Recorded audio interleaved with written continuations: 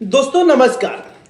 पहलगाम आतंकी हमले और ऑपरेशन सिंदूर के बाद भारत ने युद्ध, कूटनीति और नैरेटिव तय करने में खुद को अकेला पाया है। ये बात मैं इसलिए कह रहा हूं कि अब इसके दो अलग अलग धड़े हो रहे हैं। कुछ लोग अलग तरीके से बता रहे हैं। आगे बढ़ने का एक ही रास्ता है भारत के पास, वो है भारत को एक मजबूत आर्थिक और सैन्य शक्ति बनना। यह बात मैं क्यों कह रहा हूं, वीडियो के अंत तक आप बने रहिए, मैं आपको समझाऊंगा। किसी भी बड़ी शक्ति ने, चाहे वो अमेरिका हो, रूस हो, ऑस्ट्रेलिया हो या क्वाड का एक और सदस्य जापान हो, किसी भी बड़ी महाशक्ति ने स्पष्ट समर्थन नहीं दिया।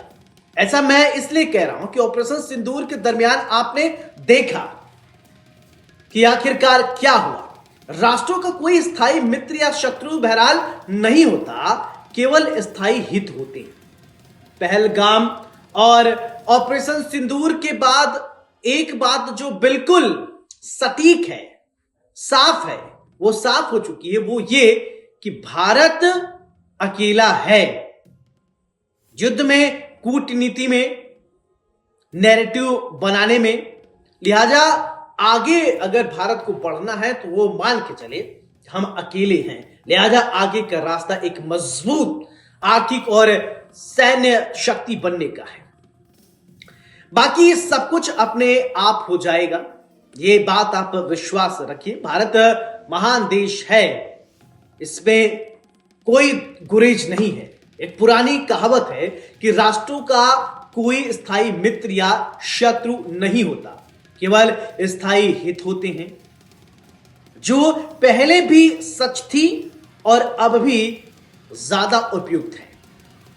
भारत के अपरिहार्य उदय से मित्र और शत्रु दोनों ही नाराज हो सकते हैं, क्योंकि भारत बहुत तेजी से आगे बढ़ रहा है। अब ऐसा मैं क्यों कह रहा हूं कि भारत अकेला है? भारत को किसी की जरूरत नहीं है, यह बात सर्वविदित हो गई है।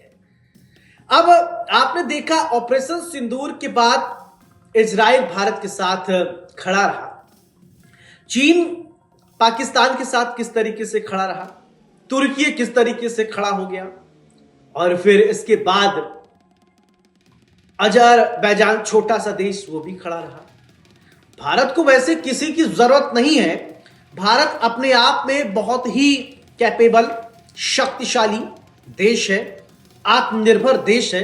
फिर भी भारत को यह सोचने की जरूरत है कि जब हमें जरूरत थी तो कौन कौन हमारे साथ खड़ा हुआ। क्योंकि ये जो लड़ाई थी ना दोस्तों, ये किसी देश के लिए नहीं है। ये जो लड़ाई है वो आतंकवाद के खिलाफ है। आतंकवाद एक ऐसा दीमक है जो लोगों को अंदर अंदर ही चालता है, अंदर अंदर एकदम खोखला कर देता है। वही हाल कमोवेश पाकिस्तान की भी है। पाकिस्तान किस तरीके से टुकड़ों टुकड़ों में, अब टुकड़े गैंग में टूट जाएगा कोई नहीं कर सकता। लेकिन भारत को भी अब सोचना चाहिए, मोदी जी को भी यह सोचना चाहिए कि हमारी 3 पड़ोसियों के साथ हमारा संबंध कितना प्रगाढ़ है। कहते हैं ना लिटमस टेस्ट, तो ये एक ऑपरेशन सिंदूर एक लिटमस टेस्ट ही है कि कौन हमारी विपत्ति में, हमारे आफतकाल में हमारे साथ खड़ा है। बहरहाल हमें किसी की जरूरत नहीं है। भारत एक सशक्त राष्ट्र है, भारत पर हमें गर्व है। लेकिन फिर भी जितने भी हमारे भारत के विदेश मामले के जानकार हैं वो जरूर ये समझते हैं, और हमारे विदेश मंत्री एस जयशंकर भी ये समझते होंगे कि हमारे साथ किसने क्या किया इस ऑपरेशन सिंदूर के दरमियान। दोस्तों आप क्या सोचते हैं कि अमेरिका की अगर बात करें तो डोनाल्ड ट्रंप जो खूब घूम घूम कर ये प्रचारित कर रहे हैं कि उन्होंने भारत और पाकिस्तान के बीच में मध्यस्थता की, वो अपनी मार्केटिंग कर रहे हैं। ठीक है, वो उनको मार्केटिंग करना चाहिए, इंडियन भारतीय बहुत अच्छी तरीके से समझते हैं। लेकिन आप क्या सोचते हैं कि क्या विदेश नीति हमारी मजबूत हुई? या हमारी पड़ोसी मुल्कों से या हमारे मित्र राष्ट्रों से हमारे संबंध उतने प्रगाढ़ हैं जितनी हमें जरूरत है? क्या हमें जब जरूरत हुई तो लोग खड़े हुए?